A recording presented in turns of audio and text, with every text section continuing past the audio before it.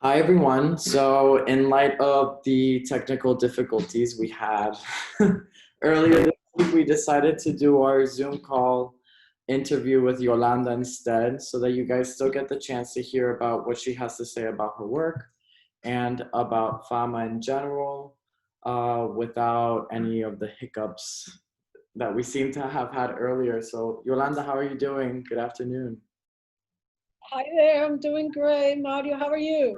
I'm good. Happy Sunday. Happy 1st of November. It's so time is going by so quickly this year, I feel like, even though I know, I can't believe it's November 1st. Here we are, boy. All right. it's been such a long year, but yet it's like a blink of an eye at the same time. Yeah.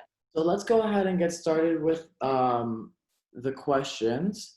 One thing that I thought we could start off with is talking about material, because I think that was a big subject matter when we were discussing things earlier, you and I over the phone.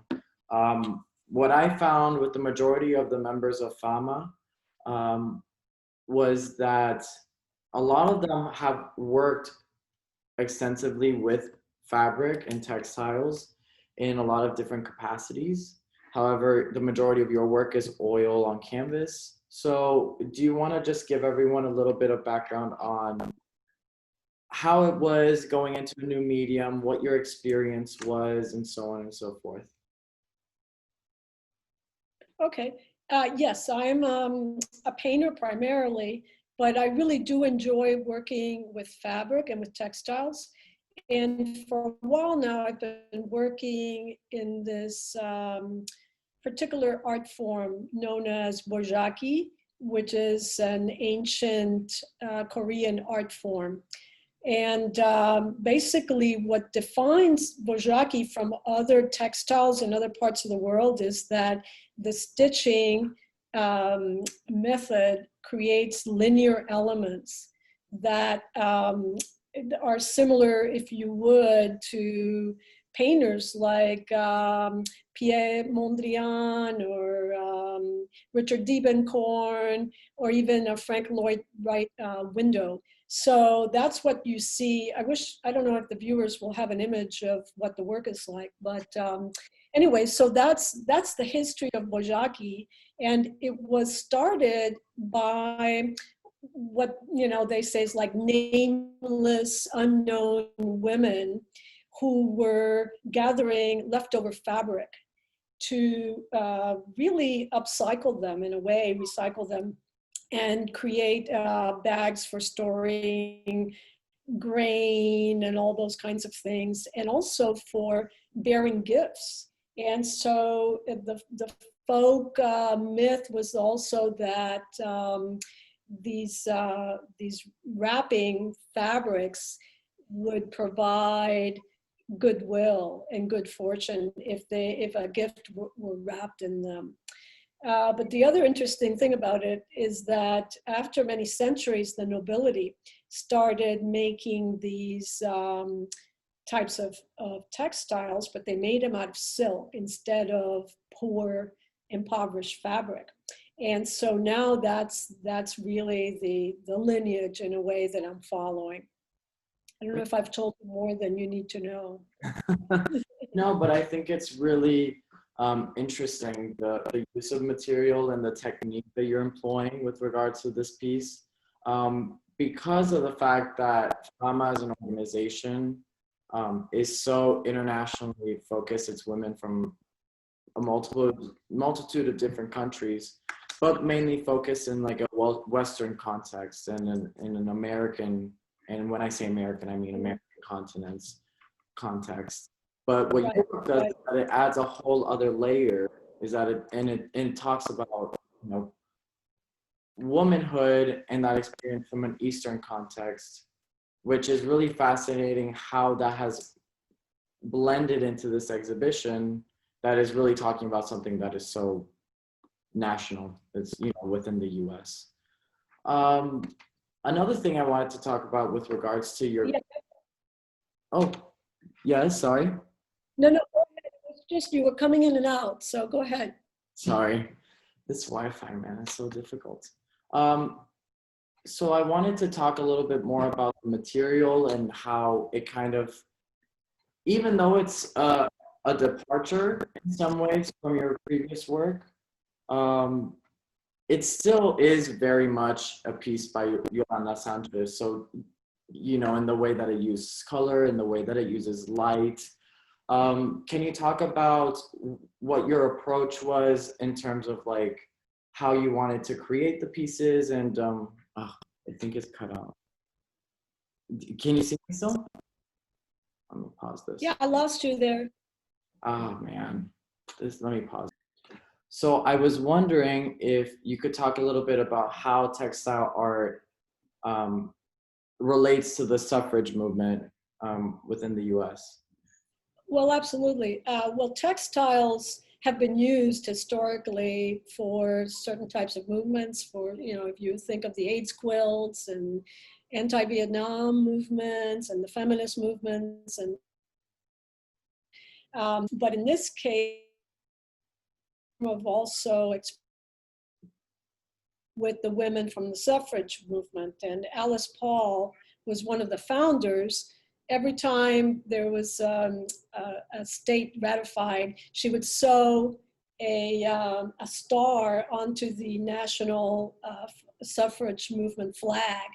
So there was that textile element related there. But also historically in the feminist movement, you know, textiles have been used as a way of protest and you know, making a statement and those kinds of things. And textiles are perfect because they don't have that history that other forms of art, such as sculpture and painting, you know, they have a lot of in a way, limitations, if you would. And textiles are much more malleable, if you will, to express these kinds of things. Totally.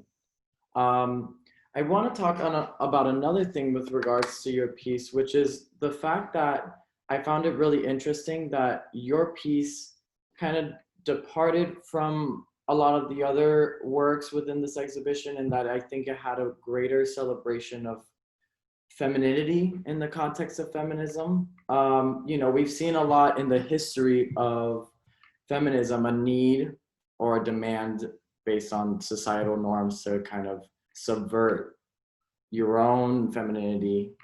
But you know, hopefully we're getting to the place now where we're being feminine and being a feminist and owning your own life and having equal rights are not mutually exclusive. So can you talk a little bit about that and if that was something that you were consciously employing when you were making your piece? Yeah, absolutely. And you put it very well, you know, that we don't have to deny who we are, what we are, and those kinds of things. But in my work in general, and you started, I think when we had some technical difficulties, you were talking about the relationship between color and light. Yeah. In my work and its relationship to my textile work.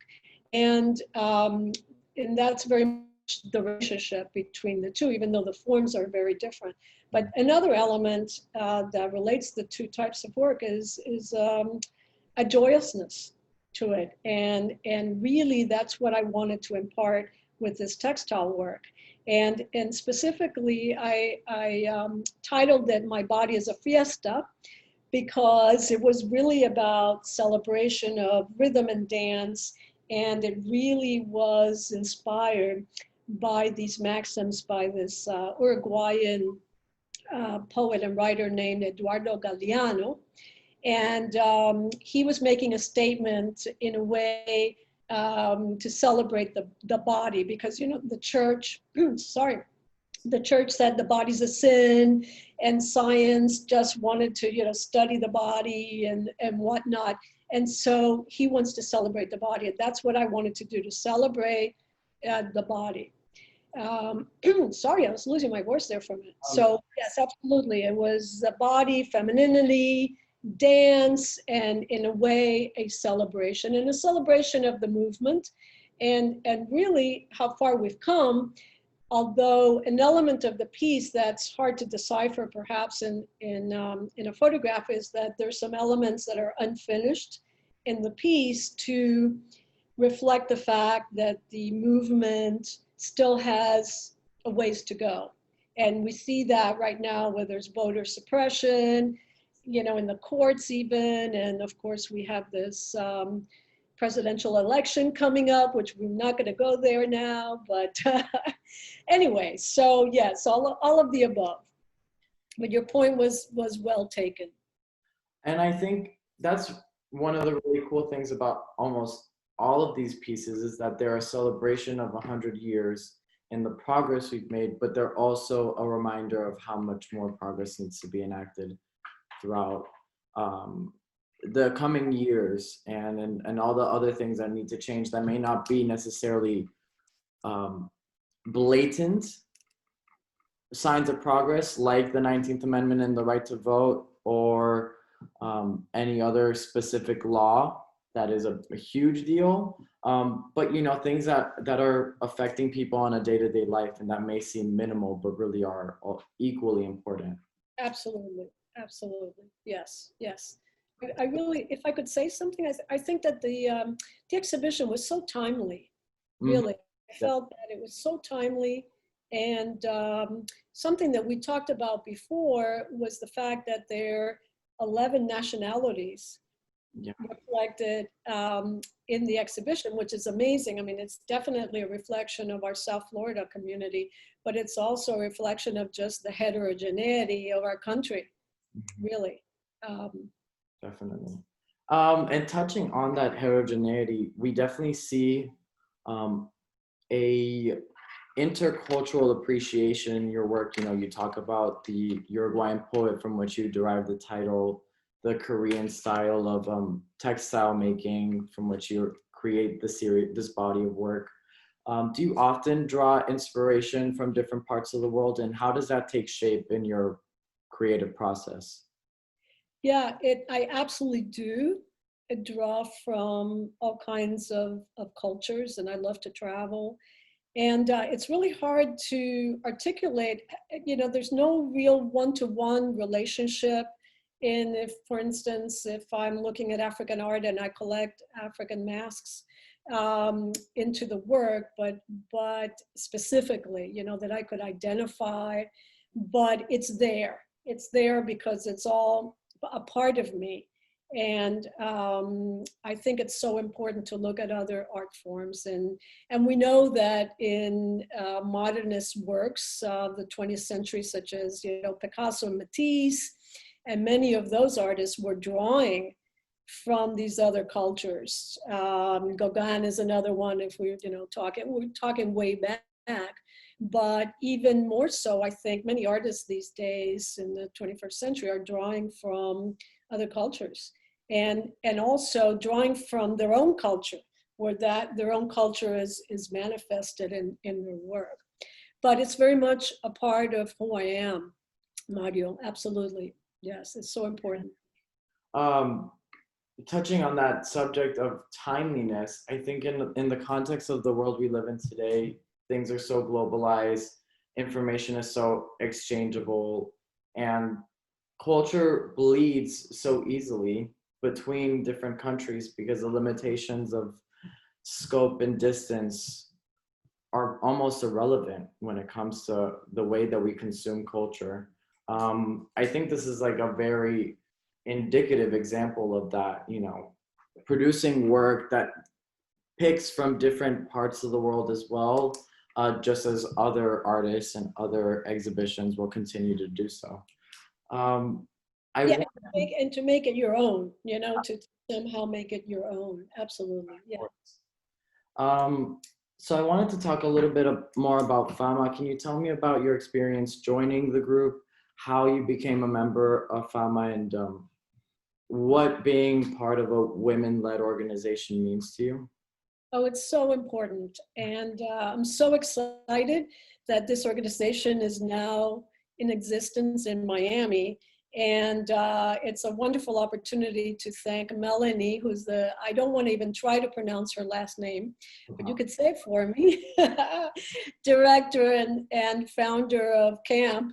And, but also I want to mention the three artists, Aurora Molina and Alina Rodriguez and Evelyn Pulitzer, who were the three founders of Fama. and wonderful artists in their own right. And they did a wonderful job putting all this together, and it's hard work, really, to assemble a large group of artists and install a show that really looked so strong and so wonderful. So I feel honored to have been selected for the show, and honored to participate with this group. And I hope we will continue. It's a beginning. Definitely. I'm excited to see where Fama goes from here, because it seems like with regards to this specific project, it was so fitting to the organization and so timely as well. Um, I'm just excited to see where they move from it, how they use it as a jumping point, because it's just like, it's so crazy that in this year that we're having so many issues with regards to voting and the election and politics, that at the same time, it's been 100 years since 1920, which was the 19th Amendment. It's like almost a joke. The fact that those two things are in cohesion with one another, and the fact that Fama was able to capitalize on that, being a women-led group, being a textile-based group of artists, is super interesting and really almost like ironic in its timeliness. Really, absolutely. It's just a wonderful thing. And it's unfortunate that it took place during COVID, because I think a lot more people would have seen it, but I think we got a pretty good turnout as it was, honestly, given the circumstances. Oh, definitely. Yeah, I mean, I was at the gallery just last weekend, and it's crazy how, even despite this circumstance, people that truly have a love for art still are going to find a way to take the time to engage with it, whether it be online, whether it be with a mask and socially distance and so on and so forth. It's Absolutely. really exciting, I think, too, to see the permanence of things like an appreciation for art or the production of art, even in the context of situations that make it seem impossible.